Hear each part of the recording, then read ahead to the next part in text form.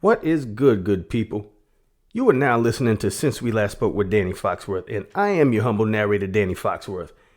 Just to give you a brief rundown of this episode, I'll start off with some random thoughts, and then from that we'll transition to a segment where I recommend a podcast to you that I think you'll like, and then from that we'll go into some territory that's just a little bit more serious.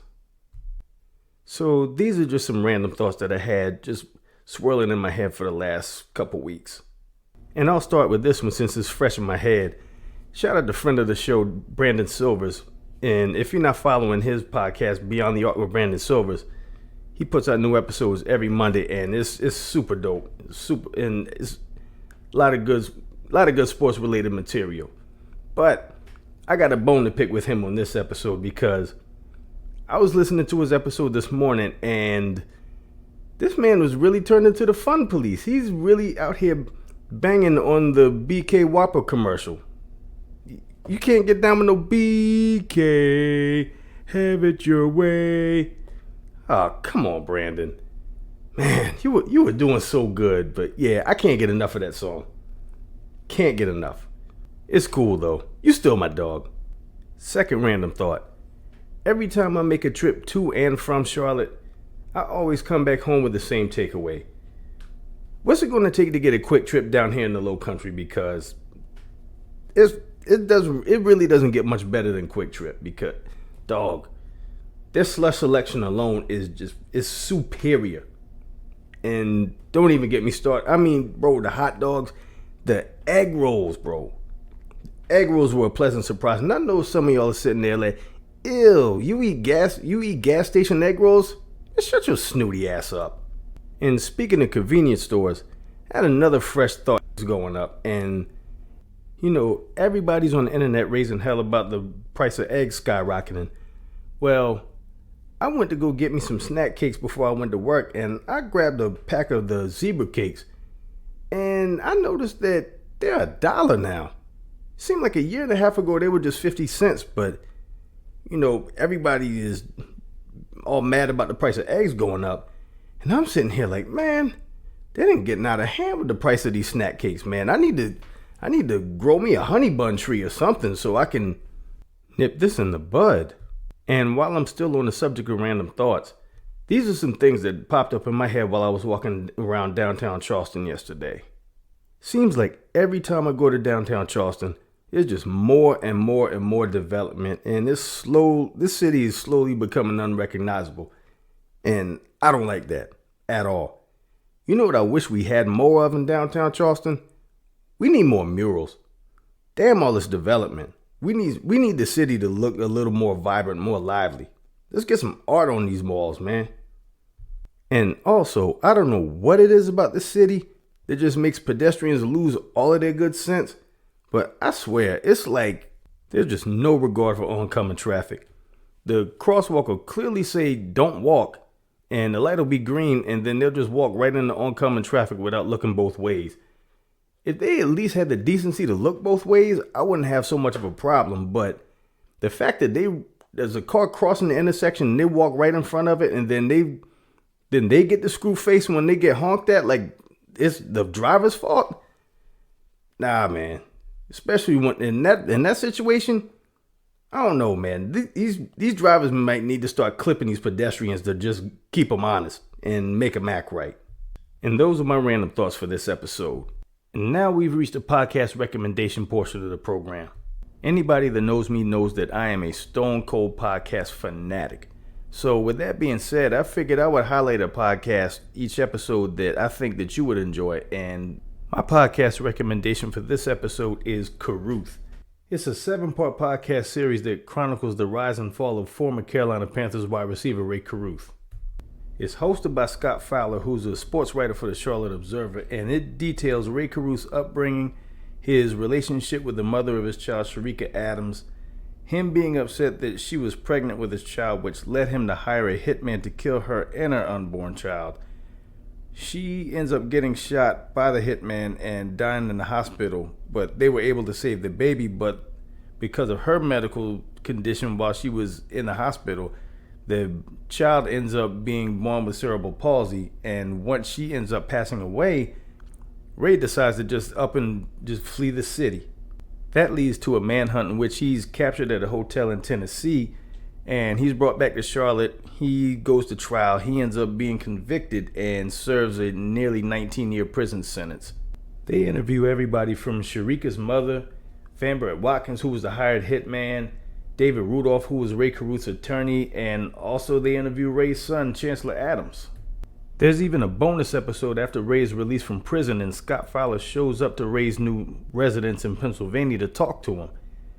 I cannot recommend this podcast enough. It is extremely good.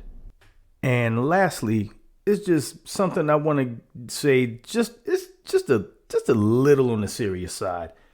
So, Sunday afternoon, I was walking down King Street in downtown Charleston, and I noticed a man that was walking in front of me, and he was extremely disoriented, and he fell on the curb and dropped his keys, and he gets up to continue his walk, and he's just swaying from left to right. And I pick up the keys, and I'm running behind him to hand him his keys back, and I'm noticing he's about to fall again, and I catch him, and I just lean him up against the edge of the storefront, and I hand him his keys back, and I'm like, "Bro, are you okay?" And he was like, no, I'm not okay. I'm kind of messed up in the head. I'm trying to get back to my apartment." He explained to me that he was a veteran, and he suffered a brain injury while in active duty, and he goes to a sensory deprivation float tank for his therapy. And he said he went for a session the day before on that Saturday. And when he left, he said he just felt extremely disoriented, and he was just messed up in the head. And he went for a coffee, and he was trying to get back to his apartment. And he pulls his phone out. He hands the phone to me and tells me to call this number for his contact so that person can stop by and pick him up and take him back to his apartment. I hand the phone back to him, and he's talking to his friend, and he says, "We're at this address on King Street. I need you to come get me to take me back to my apartment." And I would have gladly given him a ride back to his apartment, but the problem was where we were on King Street, my car was parked almost a mile and a half away down King Street. And the way he was disoriented walking down the sidewalk, I didn't want to leave him unattended. So the lady said she'll be there in about 40 minutes. I think she was all the way in Mount Pleasant. And he hangs up. He was like, "Okay, good." He said, "My apartment is only 2 blocks over on Hassel Street." And he tries to take off walking. And he took one step and literally stumbled and fell and hit smack into the concrete, literally face first. And I was like, "Oh my God." So I pick him up and I just place him on the curb, and his face is full of blood. And now there's passersby looking to see what's going on. And one person says, can I help? And I was like, "Yeah, could you please just go in the store right behind us and see if they have like a towel and just wet the towel or something, and so I can clean the blood off his face." And thankfully they were able to provide us with a wet towel, so I was able to clean his face up, and we just sat on the curb and waited for the person to get here. So after I cleaned his face up, I was like, "Can I use your phone again? I need to get in contact with the person that's coming to pick you up." And he was like, here's the phone. And he gave me the number, so I call his friend up, and I tell her, "This is the guy that's on the curb with your friend. What kind of car are you driving? Just so I'll know what to look for whenever you pull up." And she tells me what color car she's driving. And I say, "Okay, the guy that I'm the guy that you're friends with. I'm a black guy I'm wearing a red Piggly Wiggly hoodie." She says, "Okay, thank you. I'll be there in like 10 minutes.